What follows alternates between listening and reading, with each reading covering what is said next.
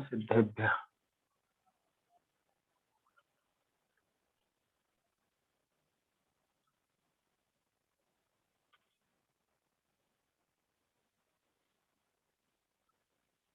सवर्णो सवदंसि निम्मोहावीराय परमेष्ठि वन्दितुति जगवन्दारहन्ता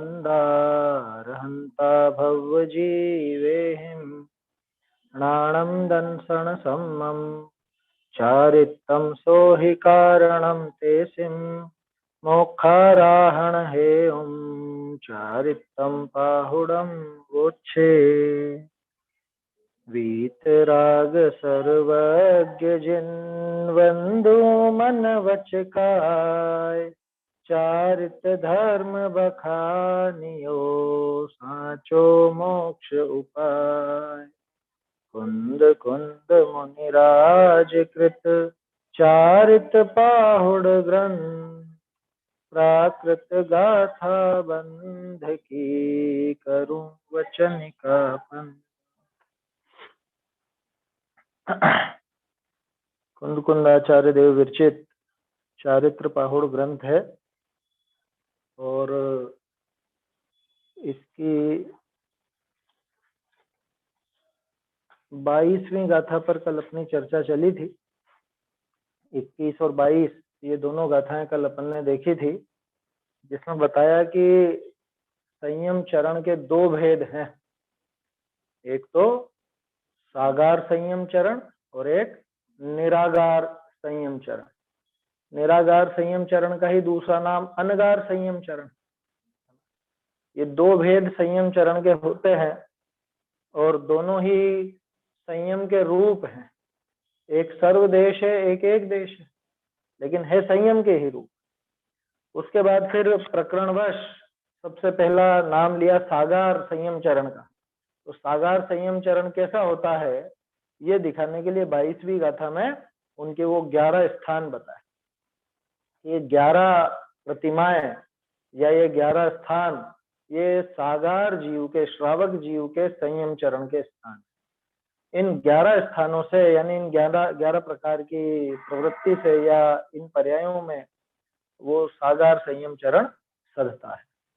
सागार जीव का, गृहस्थ जीव का संयम चरण इन 11 प्रतिमाओं के माध्यम से सधता है। ऐसी बात ये 22वीं गाथा में अपन ने देखी थी। 22वीं गाथा में इन सबके नाम थे 11 ही प्रतिमाओं के। अच्छा, ये गाथा याद हो ना तो इन प्रतिमाओं के नाम और क्रम इसमें कभी गफलत ना हो।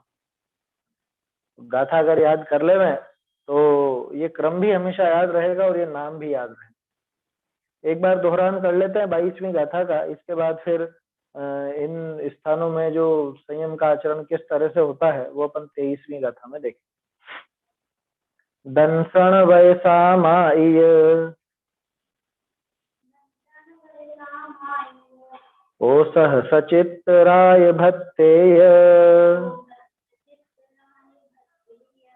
बंभारंभ परिग्रह अणुमण उद्दिष्ट देश विरदोय देश व्रत सामायिक प्रोषध सचित निशिभुज त्यागमय ब्रह्मचर्य आरंभ ग्रंथ तज अनुमति अर उद्देश्य तज। ऐसे ये 22वीं गाथा में इनके 11 प्रतिमाओं के नाम थे। तो आगे इन स्थानों में संयम का आचरण किस प्रकार से है वह क्या, ये जो 11 प्रतिमाएं बताई इनमें संयम का साधन कैसे होता है, संयम का आचरण किस तरह का होता है वो इस गाथा में बता। देखो, पिछली गाथा की जो हेडिंग थी आगे सागार संयमाचरण को कहते, उसमें चौथे गुणस्थान का आचरण कुछ नहीं बताया। पांचवें गुणस्थान की जो प्रतिमाएं हैं इन्हीं को सागार संयमाचरण कहा। इससे स्पष्ट हो जाता है कि ये जो संयम वाली बात है ये सम्यक दर्शन के साथ नजर नहीं आती। चारित्र तो है, सम्यक चारित्र तो है, उसकी मना नहीं, लेकिन जिसे हम संयम नाम देते हैं वो संयम तो आगे पांचवें गुणस्थान की प्रतिमाओं में ही नजर आए। तो जो सागार संयम चरण है वो वास्तव में 5वें गुण स्थान में प्रकट होता है, नजर आता है, और चौथे गुण स्थान में इस प्रकार का संयम नजर नहीं आएगा। तो क्या बिल्कुल कुछ भी नहीं होगा? कि नहीं, ऐसी बात नहीं कि बिल्कुल कुछ भी नहीं होगा। वहां भी भूमिका अनुसार उचित उसका आचार विचार व्यवहार, ये सारी चीजें उस भूमिका के अनुसार ही होंगी, भूमिका के विरुद्ध नहीं होंगी। क्योंकि सम्यक दर्शन भी कोई ऐसी हर किसी भूमिका में प्रकट नहीं हो जाता। सम्यक दर्शन के लिए भी बहुत विशुद्ध भाव भूमि चाहिए। बाबूजी के शब्दों में कहें तो एकदम कोमल नर्म भूमि चाहिए सम्यक दर्शन को प्रकट। पत्थरों पर जैसे अंकुर नहीं फूटा करते, उसी तरह से ऐसे कठोर हृदय में सम्यक दर्शन का जन्म नहीं होता। 22वीं गाथा हो गई थी अपनी, अब ये 23वीं गाथा अपन देखते हैं। पंचेवणुव्वयायिं गुणव्वयायिं हवन्ति तहतिर्णी सिक्खा वय चत्तारिय संयम चरणम च सायारम पंचेवणुव्वयायिं गुणव्वयायिं हवन्ति तहतिर्णी सिक्खा वय चत्तारिय संयम चरणम च सायारम 5 अणुव्रत 3 गुण व्रत 4 यह गृहस्थ का संयम चरण इस भांति सब जिनवर कहें। देखिए क्या कह रहे हैं, पंचेवणुव्वयायि, पंचेव 5 ही अथवा 5, वो तो गाथा के अनुरोध से पंचेव लिख दिया। पंचेव यानी 5 अणुव्वयायि, अणुव्वयायि अणुव्रतानि, अणुव्रत है ना। अणुव्रत का यहाँ पे ये गाथा के मतलब छंद के अनुरोध से अणुव्वयायि के स्थान पर अणुव्वयायि बन गया, क्योंकि पीछे वह आ गया ना, पंचेव अणुव्वयायि। तो 5 तो अणुव्रत, गाथा बिल्कुल सीधी है। गुणव्वयायि हवन्ति तहतिर्णी, और गुणव्वयायि मतलब गुणव्रतानि, हवन्ति होते हैं, तह माने तथा, तिर्णी माने 3। कितनी सीधी है प्राकृत, कोई कठिनाई नहीं है। गुणव्रत 3 होते हैं, 5 तो अणुव्रत होते हैं और 3 गुणव्रत होते हैं। और शिक्षावय माने शिक्षा व्रत, ये शिक्षा का ही बिगड़ा हुआ रूप है शिक्षा, है समझ में। और शिष्य का ही बिगड़ा हुआ रूप है सिख। जो सिख होते हैं ना, सिख वास्तव में शिष्य, इनके गुरु कहलाते हैं। 10 गुरु हैं, उन गुरुओं के ये शिष्य हैं। तो वो शिष्य की पुरानी भाषा में सिख कहा जाता था। जो इनके ग्रंथ है वो गुरु ग्रंथ साहब वगैरह, उसके अंदर वो सिख शब्द का प्रयोग है। अपने यहाँ पे मिलता है गुरु सिख, गुरु और सिख माने गुरु और शिष्य। तो सिक्खा वय चत्तारिय, शिक्षा व्रत 4 होते हैं। चत्तारी तो सभी जानते हैं, चत्तारी मंगल पाठ तो सबने पढ़ा है। तो चत्तारी माने शिक्षा व्रत 4 हो। यह संयम चरणम च सायारम, इस प्रकार से सायारम संयम चरणम, सागार का संयम चरण इस प्रकार का होता है, ऐसा होता है। ऐसा होता है कि 5 अणुव्रत, 3 गुणव्रत और 4 शिक्षा। ये 12 प्रकार के व्रत जो है ये सागार का संयम चरण है। तो ये तो उसके अंदर आ गए ना, व्रत प्रतिमा के अंदर आ गया ना। बाकी सब में भी ये घटित होंगे क्या? देखो यहाँ पे वास्तव में ये अकेले व्रत प्रतिमा की बात नहीं है, ये एक सामान्य उसका आचरण है, ये तो दिखेगा ही दिखेगा। तो देखो प्रतिमाओं के शुरू में ये चीज आ गई। अब कोई कह सकता है कि ये व्रत प्रतिमा में होंगे, ये तो दर्शन प्रतिमा तो कवर ही नहीं हुई इसमें। मतलब अपन ने जो बात की कि यहाँ पे जो ये प्रकट हुए 12 व्रत, ये आगे तक चलेंगे, 11वीं प्रतिमा तक चलते हैं ये पूरे। लेकिन पहली प्रतिमा कैसे छूट गई? पहली प्रतिमा में तो ये व्रत है ही नहीं। तो आगे जयचंद जी इसमें सिद्ध की करेंगे कि पहली प्रतिमा में भी ये सब हैं, कैसे हैं वो भी दिखाएंगे आगे, अर्थ और भावार्थ के अंदर स्पष्ट करेंगे। लेकिन पहली प्रतिमा में ये नहीं है ऐसा मत समझ, ये जो अनुव्रत आदि हैं ये पहली प्रतिमा में भी शामिल है। चलिए, तो अर्थ सरल है बिल्कुल इसका, अर्थ और ये भावार्थ, अच्छा भावार्थ नहीं सीधे अर्थ ही दे रखा है बस, प्रश्न दे रखा है, प्रश्न के रूप में भावार्थ है। मैं इसको पढ़ता हूं, आप लोग इससे मिलान कीजिए, थोड़ा बड़ा है, पहले रीडिंग लगा लेते हैं।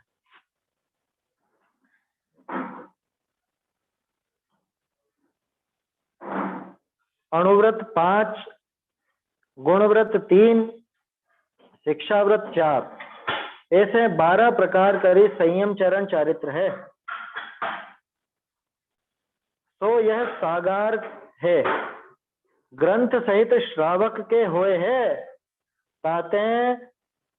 ताते सागार गया है।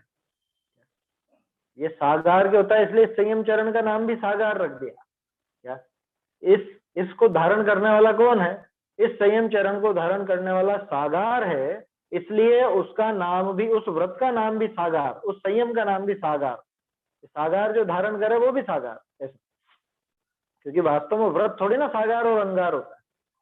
सागार, स आगार, आगार सहित माने घर सहित, तो व्रत भी कोई घर सहित होते हैं क्या? व्यक्ति होता है घर सहित। अब घर सहित यानी घर वाले व्यक्ति ने धारण किए हों तो समझ लेना कि ये सागार व्रत है, और अनगार यानी बिना घर वाले ने धारण किए हों तो वो अनगार व्रत। वास्तव में वो संयम या वो व्रत वो सागार और अनगार नहीं होते, वो तो जिसने धारण किए उस अनुसार नाम दे दिया। यहाँ प्रश्न, जो ये 12 प्रकार तो व्रत के कहे, और पहले गाथा में 11 नाम कहे, तिनमें प्रथम दर्शन नाम कया, तामे ये व्रत कैसे हुए हैं? वही बात जो अभी अपन कर रहे कि पहली प्रतिमा में ये व्रत कैसे घटित होंगे। ताका समाधान, ऐसा जो अणुव्रत ऐसा नाम किंचित व्रत का है, तो 5 अणुव्रत में किंचित यहाँ भी होए हैं, ताते दर्शन प्रतिमा का धारक भी अणुव्रती ही है, या का नाम दर्शन ही गया, कहा ऐसा न जानना जो या के केवल सम्यक्त ही होए है और अव्रती है। हाँ ठीक है, वो ऐसा और इस प्रकार एक ही बात।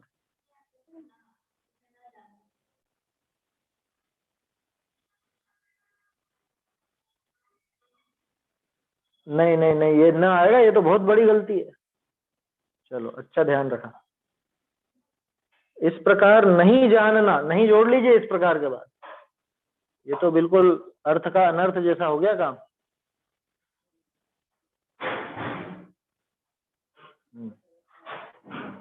देखिए पहले रीडिंग अपन इसीलिए करते हैं ताकि कुछ हो तो पकड़ में आ जाए, सुधार कर लीजिए। यहाँ इस प्रकार नहीं जानना, इस प्रकार के स्थान पे ऐसा कर लीजिए।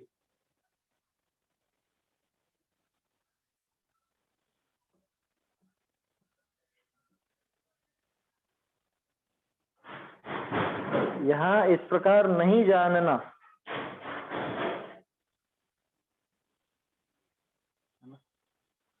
देखते हैं। कहा ऐसा न जानना जो या के केवल सम्यक्त ही होए है और अव्रती है, अणुव्रत नहीं है। इस प्रकार लिखा ना, तो बस इस प्रकार के आगे नहीं लिख लो।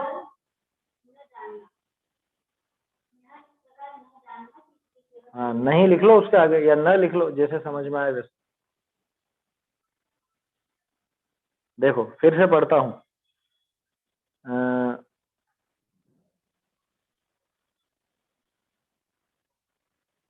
या का नाम दर्शन ही गया, कहा ऐसा न जानना जो या के केवल सम्यक्त ही होए है और अव्रती है, अणुव्रत नहीं है। मतलब ऐसा मत समझना, या के अणुव्रत अतिचार सहित होए है, ताते व्रती नाम न गया। दूजी प्रतिमा में अणुव्रत अतिचार रहित पाले, ताते व्रत नाम गया है। यहाँ सम्यक्त के अतिचार पाले है, एक मिनट, अतिचार टाले है, ताते सम्यक तो ही प्रधान है, ताते दर्शन प्रतिमा नाम है। अन्य ग्रंथनि में या का स्वरूप ऐसे गया है, जो 8 मूल गुण पाले, 7 व्यसन त्यागे, सम्यक तो अतिचार रहित शुद्ध जाके होए, सो दर्शन प्रतिमा का धारक है। कहा 5 उदुम्बर फल और मध्य मांस सहित इन 8 का त्याग करे, सो 8 मूल गुण है। अथवा कोई ग्रंथ में ऐसे गया है, जो 5 अणुव्रत पाले और मध्य मास मधु इनका त्याग करे, ऐसे 8 मूल गुण है। सो या में विरोध नहीं है, विवक्षा का भेद है। 5 उदुम्बर फल और 3 मकार का त्याग कहने ते जिन वस्तुनि में साक्षात त्रस दिखे, ते सर्व ही वस्तु भक्षण न करे,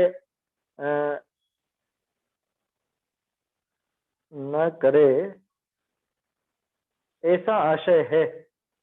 कुछ और भी है क्या इसके साथ? देवादिक के निमित्त तथा औषध आदि हाँ निमित्त। हाँ हाँ हाँ हाँ, सही है सही है। भक्षण न करे, हाशिए में था ये। देवादिक के निमित्त या औषध आदि के निमित्त इत्यादि इत्यादि कारणनिते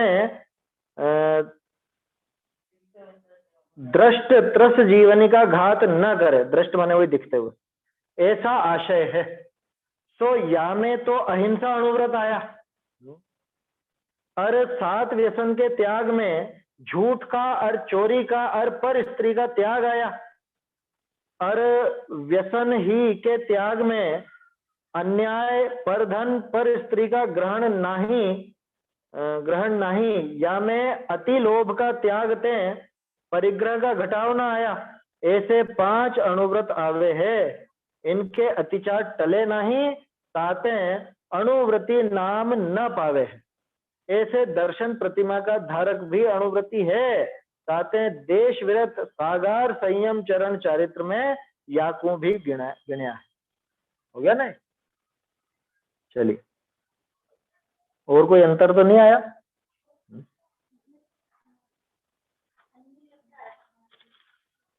चलिए, ये बड़ा है, लेकिन इस प्रकार नहीं जानना। अब इस प्रकार जानना हो तो बिल्कुल अर्थ का अनर्थ जैसा हो गया, उल्टा हो गया एकदम। क्या कह रहे हैं? 5 अणुव्रत, 3 गुणव्रत और 4 शिक्षाव्रत, इस प्रकार 12 प्रकार का संयम चरण चारित्र है, जो सागार है, ग्रंथ सहित श्रावक के होता है, इसलिए सागार का। कौन है धारण करने वाला, इसलिए उसका भी नाम वैसा रखती है। ये तो लौकिक प्रवृत्ति है ना, संबंध देख करके वैसे ही नाम रख देते हैं। किसी को गांव के नाम से ही पुकारा जाता है, ऐसा भी होता है ना। तो चलता है इस तरह से, कोई बड़ी बात नहीं। अब प्रश्न बढ़िया है, ये 12 प्रकार तो व्रत के कहे, और पहली गाथा में तो 11 नाम कहे। मतलब पिछली गाथा में, पहले जो गाथा निकली उसमें 11 नाम बताए, और आप कह रहे हो कि ये सागार संयम चरण इस प्रकार का होता है, तो बाकी में तो घटित हो जाएगा, 10 प्रतिमाओं में तो घटित हो जाएगा, लेकिन पहली प्रतिमा जो दर्शन प्रतिमा है, उनमें प्रथम दर्शन नाम कहा, उसमें ये व्रत कैसे? ये जयचंद जी की बुद्धि आप देखो कैसे उन्होंने घटित कर दिया पूरा। नहीं तो कौन सिद्ध करेगी यहाँ पे भी व्रत? अभी तो लोगों को उसमें भी बड़ा आश्चर्य होता है। अरे लोगों को ऐसी शिक्षा दे दी जाती है कि तुम जैन कुल में पैदा हुए हो, सच्चे देवशास्त्र गुरु को मानते हो, अन्य किसी को मानते ही नहीं हो, तो तुम तो सम्यक दृष्टि हो। ठीक है, अब इसके साथ सम्यक दृष्टि तो हो गए, इसके साथ में तुम्हारे 8 मूल गुणों का पालन हो रहा है, तुम 5 उदुम्बर फल और 3 मकार का सेवन नहीं करते हो, तो तुम्हारे दर्शन प्रतिमा भी है। हो गया, और क्या चाहिए? 7 व्यसन तुम्हारे हैं नहीं, तो तुम दर्शन प्रतिमा वाले। बोलो कितना सरल कर दिया है? उसमें दर्शन प्रतिमा बता दी। तो ये वास्तव में बहुत बड़ी बात है जयचंद जी साहब ने जो लिखा, इसलिए पुराने विद्वानों को आप टाल नहीं सकते। जो लोग ये कहते हैं ना, अरे तो गृहस्थ विद्वान थे, गृहस्थ विद्वान थे, तुम क्या हो पहले तो ये बताओ, उसके बाद इन्होंने कुछ अलग से लिखा हो, कुछ गलत सिद्ध किया हो तो बताओ। जो प्रश्न उठाए हैं? हाँ,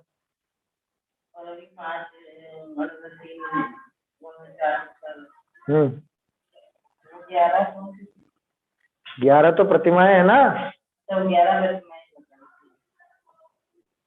11 प्रतिमाओं का कथन आया ना पिछली गाथा में, और यहाँ 12 व्रतों का कथन आया।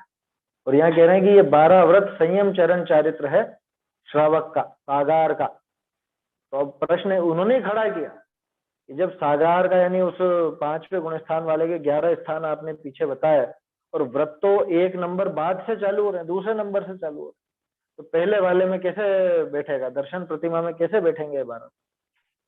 इसका समाधान अणुव्रत है ना। देखो अर्थ भी समझना चाहिए। अणुव्रत ऐसा नाम किंचित व्रत का है। ये तो पहले कोई अपने से पूछता था कि अणुव्रत क्या है भाई, कि अणुव्रत एक देश व्रत, एक देश व्रत नहीं, किंचित थोड़ा, अणु अणु छोटा सा होता है जरा सा, तो किंचित व्रत का है। वह 5 अणुव्रतों में से किंचित यहां भी होते हैं। कहां पे? पहली प्रतिमा की बात चल रही है, दर्शन प्रतिमा में भी वो 5 अणुव्रतों में से किंचित यहां पर भी होते, इसलिए दर्शन प्रतिमा का धारक भी अणुव्रती ही है। उसको ऐसा मत समझना कि इसके अणुव्रत नहीं है। व्रत प्रतिमा भले ही दूसरे नंबर पर है, लेकिन अणुव्रती तो ये भी है। इसे व्रत प्रतिमा भले मत कहो, उतनी विशुद्धि भले इसके ना हो, लेकिन अणुव्रत का धारी तो ये भी है। कैसे है वो दिखा रहे हैं। यहाँ इस प्रकार नहीं जानना कि इसके केवल सम्यक्त ही होता है और अव्रती है, अणुव्रत नहीं है। यहाँ पे तो फुल स्टॉप आना चाहिए था, अणुव्रत नहीं है के बाद खड़ी पाई आनी चाहिए। यहाँ ऐसा मत जान लेना, या फिर कोमा लगा सकते हैं आप, वो सेमी कोलन होता है ना, बिंदी और कोमा। यहाँ ऐसा नहीं जान लेना कि इसके तो सिर्फ सम्यक दर्शन ही है और अव्रती है, अणुव्रत नहीं है इसके। अरे अगर ऐसा होता तो इसको चौथे गुण स्थान में ही रख देते ना, फिर अलग से 5वें गुण स्थान में दर्शन प्रतिमा क्यों रखते? ये विचार तो करो। अगर सिर्फ ये सम्यक तो वाला ही होता और इसके कोई अणुव्रत नहीं होते, ये व्रती नहीं होता, अव्रती होता, तो अविरत सम्यक दृष्टि तो नाम दे रखा है चौथे।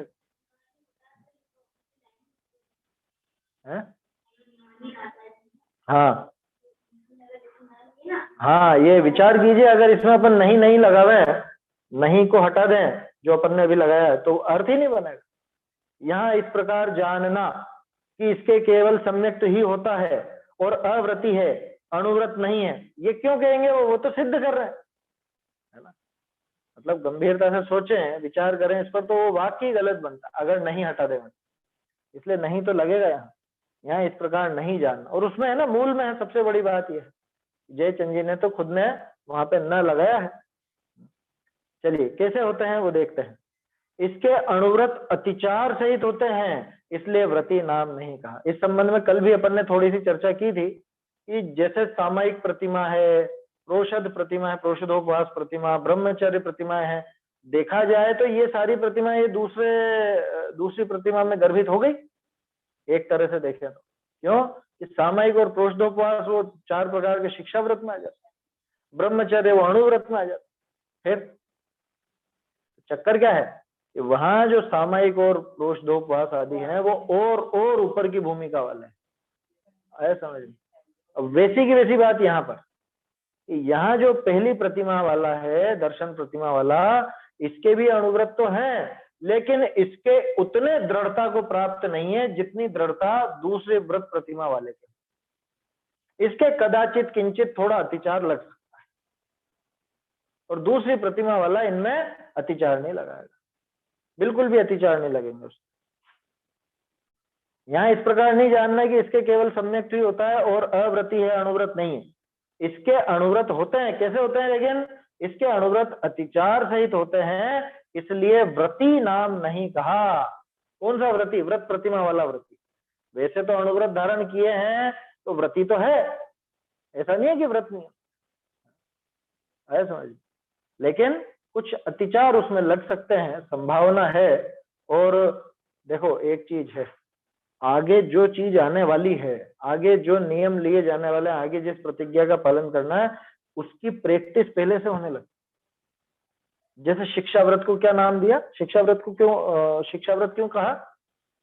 ये मुनि पने की प्रैक्टिस, ऐसे ही आता है ना। शिक्षा व्रत मुनि पने की प्रैक्टिस के लिए है। अब ऐसे ही जो भी अगली भूमिका है, उस भूमिका की प्रैक्टिस या उस भूमिका का एक छोटा रूप पिछली भूमिका में नजर आएगा ही आए। पांचवें गुण स्थान में जो विशुद्धि होती है, उसका कुछ न कुछ रूप चौथे गुण स्थान में दिखेगा ही दिखेगा। छठे सातवें गुण स्थान में जो है अनुव्रत नहीं है, अनुव्रत अतिचार रहित होते हैं, इसलिए व्रती नाम नहीं का।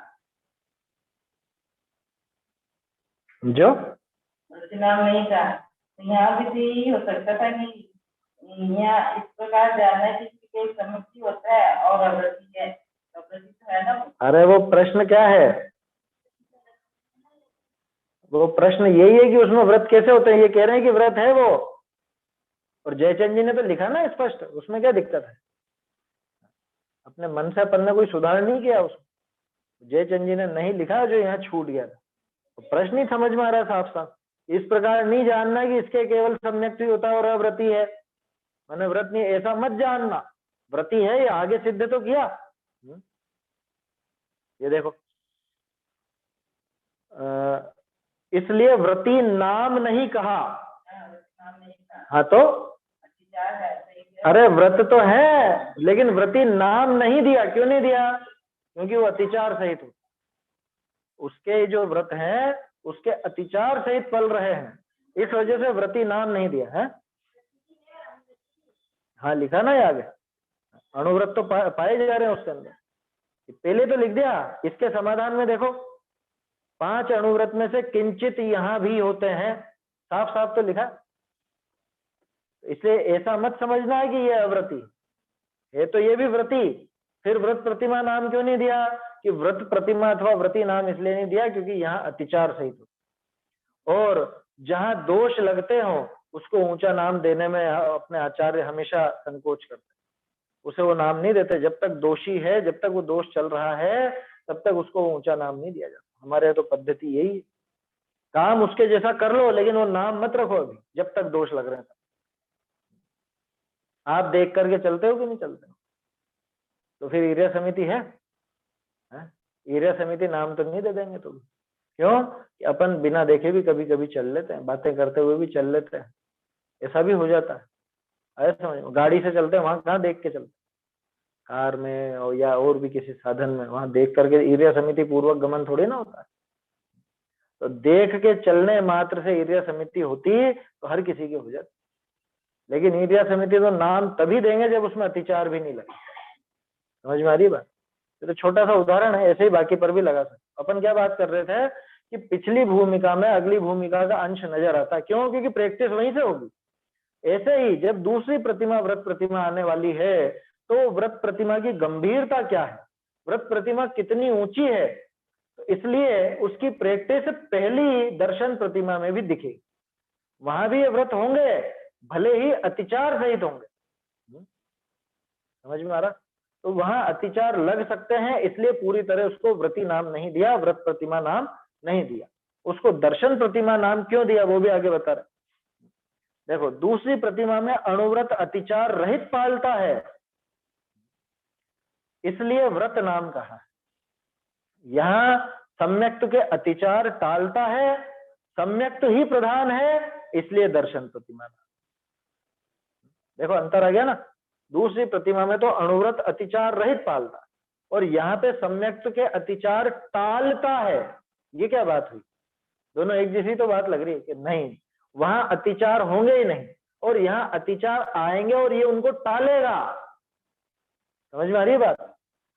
दर्शन प्रतिमा में अतिचार जो लगेंगे, उन अतिचारों को टालने का प्रयास करेगा, दूर करने का प्रयास करेगा। खत्म नहीं हुए हैं, लेकिन दूर करने का प्रयास जारी। यही तो प्रैक्टिस है। और जब ये प्रैक्टिस पूरी होती है तो दूसरी वो व्रत प्रतिमा निरतिचार सामने आती। सम्यक तो ही प्रधान है, इसलिए दर्शन प्रतिमा नाम है। पहली प्रतिमा में जब व्रत है तो व्रत प्रतिमा क्यों नहीं कह दिया? कि इसलिए नहीं कहा क्योंकि एक तो उन व्रतों में अतिचार लग सकते हैं, दूसरी बात ये अतिचार चाहता तो नहीं है, ये अतिचार टालने का ही प्रयास करता है, लेकिन मुख्यता यहाँ सम्यक्त की है। यहाँ उन व्रतों को मुख्य नहीं किया गया, सम्यक्त पर जोर है, इसलिए इसको सम्यक प्रतिमा नाम दिया। अन्य ग्रंथों में इसका स्वरूप इस प्रकार कहा है, इसका पहली प्रतिमा कि जो 8 मूल गुण का पालन करे। बोलो, ये तो सबने पढ़ रखे, श्रावक के 8 मूल गुण कौन कौन से? देखो, बड़े दादा थे ना रतन चंद जी बहरेल साहब, उन्होंने एक पुस्तक लिखी थी सामान्य श्रावकाचार। छोटी सी पुस्तक है, बहुत अच्छी पुस्तक है, पढ़ना चाहिए। उनकी छोटी पुस्तकें बहुत अच्छी हैं सब। एक वो जिन पूजन रहस्य है, एक ये सामान्य श्रावकाचार है, ऐसे ही और भी छोटी छोटी पुस्तकें हैं, वो बहुत अच्छी लिखी।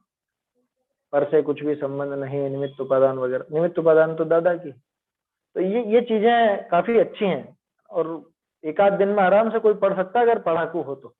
अभी 10 लक्षण चल ही रहे, ऐसी छोटी पुस्तकें आपको पढ़ते रहना चाहिए। तो ये बात क्यों कही मैंने? ये इसलिए कही कि उसके अंदर 8 मूल गुण के अलग अलग प्रभेद बताए। क्या मतलब? मतलब ये कि श्रावकाचार ग्रंथों में अथवा पुराणों में जहां पे भी 8 मूल गुण के नाम आए तो सब जगह कुछ अलग अलग व्याख्याएं आई। कहीं पे कुछ चीज मुख्य कर दी, कहीं पे कुछ चीज मुख्य कर दी। तो जैसे किसी ग्रंथ में तो ज्यादातर में तो आपको ये मिलेंगे 5 उदुम्बर और 3 मकार का त्याग। बड़ पीपल उमर कठुमर गुलर और इनके साथ में मध्य मांस मधु, इन तीनों का मतलब इन 8 का त्याग, उसका नाम अष्टमूल। अब कहीं पर ऐसा मिलेगा, देखो इसी के अंदर आ रहा है, ज्यादा बात क्या करें, इसके अंदर ही बता रहे हैं। अन्य ग्रंथों में इसका स्वरूप इस प्रकार कहा है कि जो 8 मूल गुण का पालन करे, एक तो ये, दूसरा 7 व्यसन को त्यागे, जिसके सम्यक तो अतिचार रहित शुद्ध हो, वह दर्शन प्रतिमा का धारक। नहीं, वो अलग है।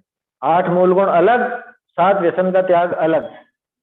ऐसा भाई, पालने की चीज तो ये हो गई 8 मूल गुण और 7 व्यसन का त्याग, है ना, ये उसके पालने की चीज हो गई। और जिसके सम्यक तो अतिचार रहित शुद्ध हो। अब याद कीजिए, जब अपन ने वो सम्यक दर्शन के 8 अंग की चर्चा की थी, 25 दोषों की चर्चा की थी, तो उसमें एक बात आई थी कि कभी कभी किसी के कुछ अंग नजर ना भी आए, है ना, तो भी समकिति। यहाँ वो चीज नहीं लगेगी। दर्शन प्रतिमा में अतिचार नहीं आएगा, बिल्कुल भी नहीं आएगा। चौथे गुण स्थान में सम्यक दर्शन के अतिचार संभव है, होते ही हो ऐसा नहीं, लेकिन संभव है। अब दर्शन प्रतिमा उससे अगला लेवल आ गया, तो यहाँ पे सम्यक दर्शन अतिचार रहित रहेगा। यहाँ पे सम्यक तुम्हें कोई दोष नहीं लगेगा, कोई मल लगने वाला नहीं है, अतिचार लगने वाला नहीं, वो दर्शन प्रतिमा का धारक। 5 उदुम्बर फल और मध्य मांस मधु, इन 8 का त्याग करना, वह 8 मूल गुण है। ठीक है, एक व्याख्या तो ये जो सबसे ज्यादा चलती है और जो बच्चों को भी पढ़ाई जाती है, लेकिन मुझे कई बार ऐसा विचार होता है कि अब ये परिभाषा बदलनी चाहिए। इसलिए बदलनी चाहिए कि 5 उदुम्बर फलों को तो कोई जानता तक नहीं। एक अंजीर को जरूर लोग बाग जानते हैं, अंजीर के अलावा बाकी कौन खाता है आज के जमाने? बड़ पीपल और वो गूलर कठुमर कोई नहीं खाता। पहले खाते थे और वो लोगों को छुड़ाना था, त्रस जीवों का बहुत घात होता है उनमें, तो इसलिए लोगों को छुड़ाने के लिए वो 8 मूल गुणों में उनका नाम रख दिया। अब तो बदलना चाहिए क्या, नए जमाने के हिसाब से। अंजीर है ना, कहता रहा हूँ, अंजीर को छोड़ के बाकी के 4 उदुम्बर तो किसी को मालूम भी नहीं, शक्ल भी नहीं देखी। अंजीर की भी असली फोटो तो बहुत कम लोगों ने देखी।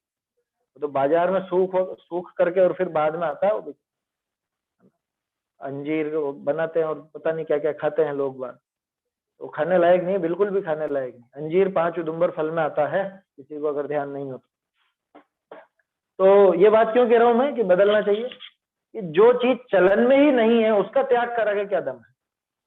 जो चलन में है और गड़बड़ है उसका त्याग कराना चाहिए। मैं तो कहता हूँ आज के जमाने में सबसे पहले त्याग कराना हो तो द्विदल का कराओ। भारी भारी भूल चलती है उसमें द्विदल में। क्या द्विदल के संबंध में लोगों की मान्यता ही सही नहीं। जमीकंद तो अपने आप छूटेंगे वहां, 8 मूल गुण के पहले छूटेंगे वो तो। जमीकंद तो जैन के भोजन में शामिल नहीं है, आया समझ में। देखो अब अन्य की बात क्या आ रही है यहाँ पर, गुरु तो हमेशा थोड़ी खाता था। वो मैंने जो पुस्तक का नाम दिया ना, सामान्य श्रावकाचार, उसमें पढ़ना कि इनकी अलग अलग व्याख्या क्यों आई। अलग अलग व्याख्या किसने की, पहले तो ये देखो, सब आचार्यों ने की है समझ में। आचार्यों की ही व्याख्या है और सब आचार्यों की अलग अलग है। उसमें एक बहुत बढ़िया तर्क उन्होंने दिया कि जिस क्षेत्र में या जिस काल में जिस चीज का प्रचलन ज्यादा हो, अभक्ष का, जिस अभक्ष का प्रचलन ज्यादा रहा, आचार्यों ने उसका निषेध कर दिया। तो ऐसे वो अलग अलग जगह मिल जाते। समझ में आई बात? अलग अलग का कारण ये है। अब देखो और कैसे कैसे मिलते हैं। अथवा किसी ग्रंथ में इस प्रकार कहा है कि 5 अणुव्रत पाले और मध्य मांस मधु का त्याग करे, वो 8 मूल गुण।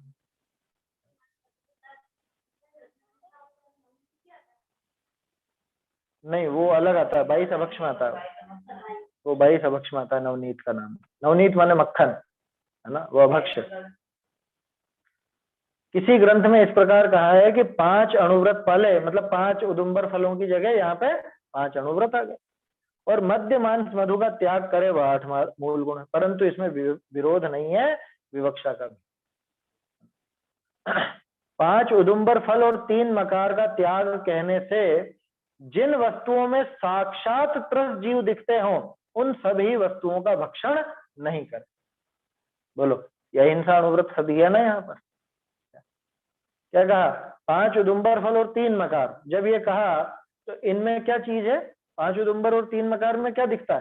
साक्षात त्रस्त जीव नजर आता है, और साक्षात त्रस्त जीव जिसमें है, ऐसी वस्तु का सेवन नहीं करना। ये संदेश मिलता है 5 उदुम्बर के त्याग से और 3 मकार के त्याग से।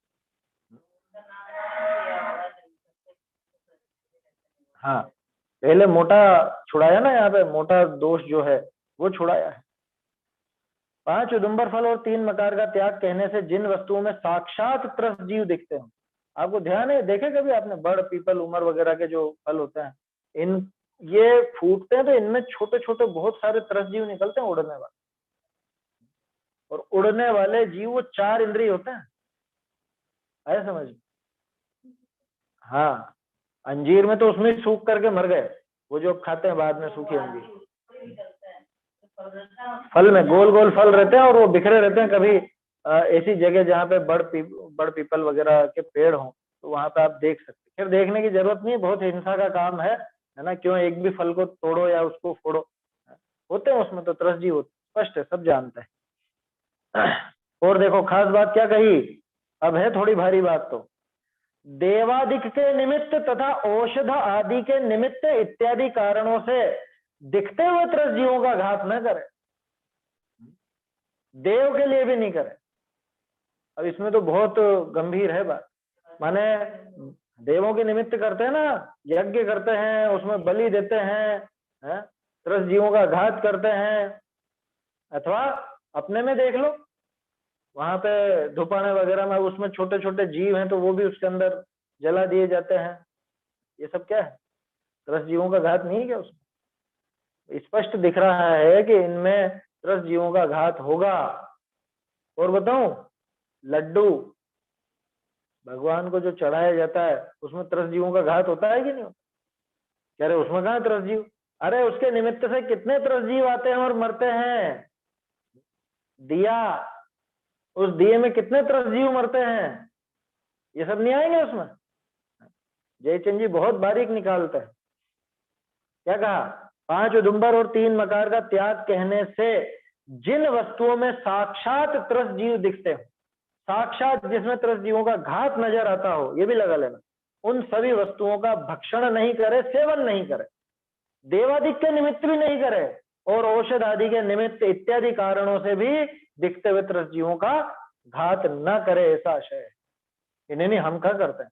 अरे वो लाल निशान देखने के बाद भी दवाई से परहेज नहीं करते। अरे होगी तो होगी, अब क्या करो, देखो ये तो लेनी पड़ती। यहाँ इतना दृढ़ कर रहे हैं कि औषधि के लिए भी जिसमें पता चल जाए भाई अनजाने में हो गया जो तो हो गया, लेकिन जिसमें साफ साफ नजर आ रहा है कि ये वस्तु इससे बनती है, इस वस्तु में इसका प्रयोग किया गया है, उसके बाद कैसे ले लेगा? और फिर कहता है कि हम जैन हैं। शर्म से डूब मरने जैसी बात है। दवा के नाम पे, इंजेक्शन के नाम पे, या वो टीके के नाम पे ये तो सबको मालूम चल ही गया था ना कोरोना काल में वो टीके का, वो स्पष्ट कर रहे थे, उनके सब सर्टिफिकेशन वगैरह सब थे। उसके बाद कैसे कैसे ले ले, दवा के नाम पर भी कैसे ले ले। औषध आदि के निमित्त इत्यादि कारणों से दिखते हुए त्रस्त जीवों का घात न करें। कि नहीं, उसमें कहाँ दिख रहे हैं त्रस्त जीव? अरे त्रस्त जीवों का घात तो दिख रहा है, त्रस्त जीव नहीं दिख रहे हो लेकिन त्रस्त जीवों का घात हुआ ये तो दिख रहा है कि नहीं दिख रहा। ऐसी वस्तुओं का सेवन नहीं कर। देखो बच्चों को बचपन से ये चीज सिखाना कि बेटा बाहर से कुछ भी चीज लाओ तो पहले पढ़ो उसमें क्या है क्या नहीं है और ये चीज किससे बनती है। अब तो सब सुविधा है, पहले तो मालूम ही नहीं पड़ता था, गूगल पे आप डालो कि ये किससे बनता है, सब आ जाता है सामने। तो ये आदत डालनी चाहिए, कोई भी सामान बाजार से खरीद करके लावे, खाने का तो लाना है ही नहीं, और दूसरी चीज कुछ भी लाए तो उसमें देखेगी इसमें क्या क्या मिला हुआ है, वो किससे बनता है, किससे निकलता है, ये पद्धति अपनानी चाहिए। देवादिक के निमित्त यानी पूजन आदि में भी, है ना, सच्चे देवशास्त्र गुरु की पूजन भी करनी हो या धार्मिक कोई कार्यक्रम करना हो, उसके निमित्त से या औषध आदि के निमित्त इत्यादि कारणों से दिखते हुए त्रस्त जीवों का घात आया समझ, ऐसा आशय है। जो इसमें तो अहिंसा अनुव्रत आया, इसके अंदर अहिंसा अनुव्रत आ गया ना अपने आप ही।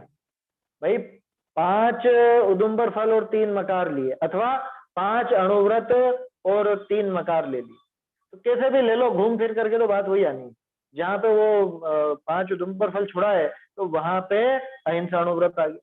और 7 व्यसनों की बात ली तो 7 व्यसनों के त्याग में झूठ, चोरी, परिस्त्री का त्याग आ गया। ये 3 व्रत यहाँ पे आ गया क्योंकि 7 व्यसन में शामिल है ना ये। अन्य व्यसनों के त्याग में अन्याय, परधन, पर स्त्री का ग्रहण नहीं है। इसमें अति लोभ के त्याग से परिग्रह का घटन आ गया, सारे तो घटित हो गए।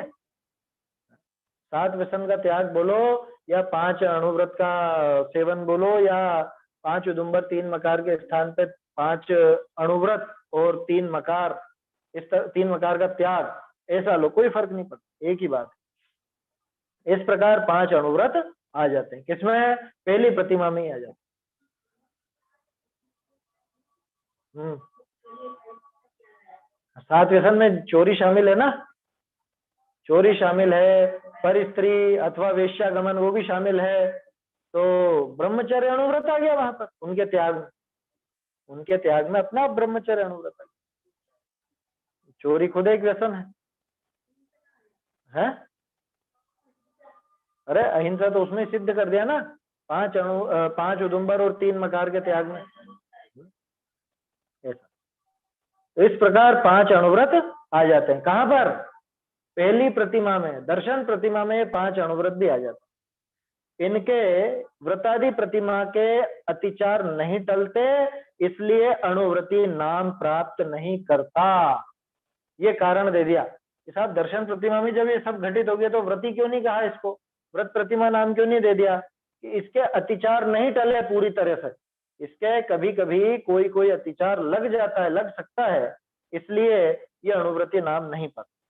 इस प्रकार से दर्शन प्रतिमा का धारक भी अणुव्रती है, इसलिए देश विरत सागार संयम चरण चरित्र में इसको भी गिना।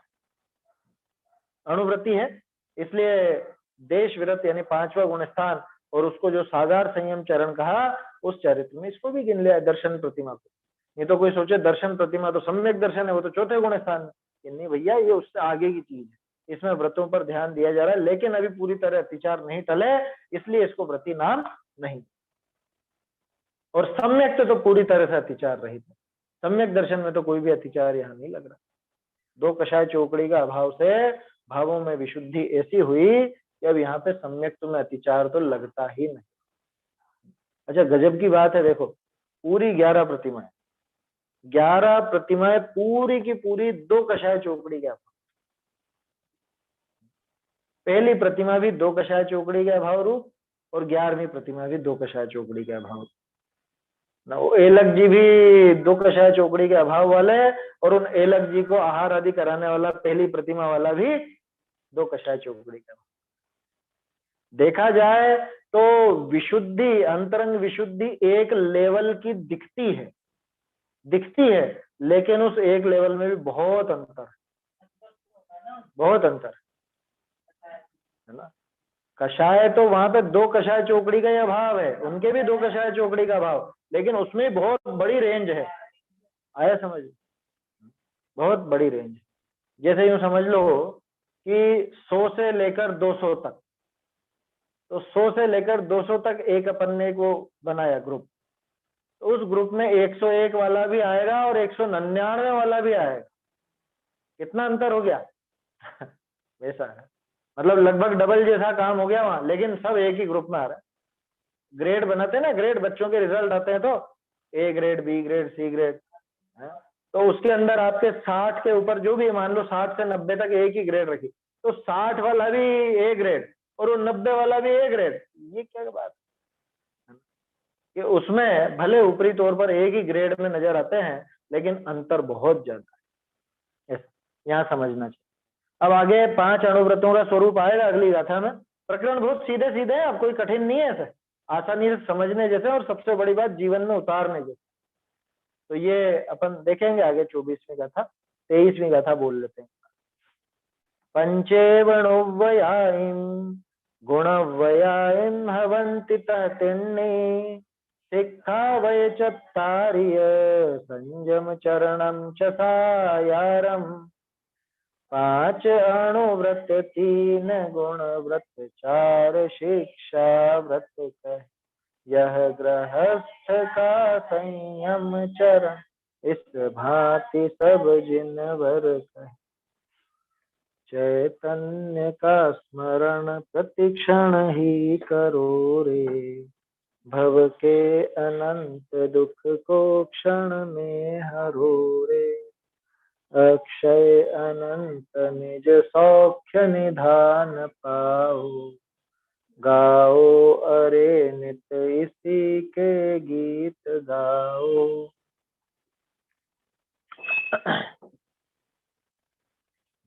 जिनवाणी स्तुति।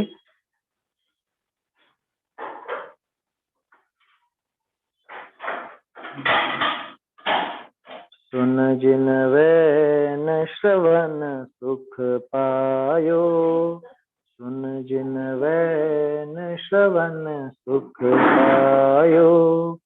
नस्यो तत्व दुर अभिनिवेश तम, नस्यो तत्व दुर अभिनिवेश तम।